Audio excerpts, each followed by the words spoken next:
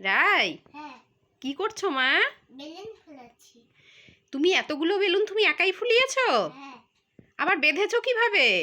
আমি আমি আমি আমি আমি ওরকম করে টিপ দিয়ে বেঁধেছি, তাহলেই হয়ে গেছে। টিপ দিয়ে বেঁধেছো তাহলেই হয়ে গেছে? হ্যাঁ, ওয়াও, তুমি তো সত্যি বেলুন ফোলাতে পারো। আমি তো জানতাম না।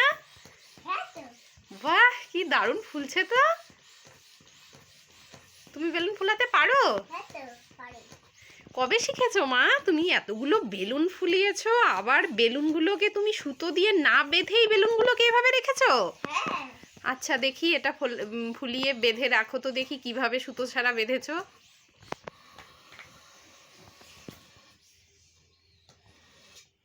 এই দেখো।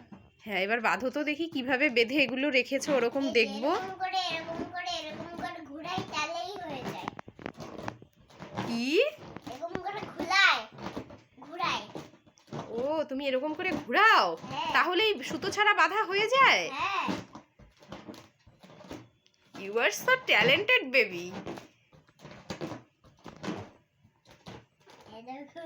হ্যাঁ, ওয়াও, গুড গার্ল বেবি। এগুলো সব ভাইকে দেবে?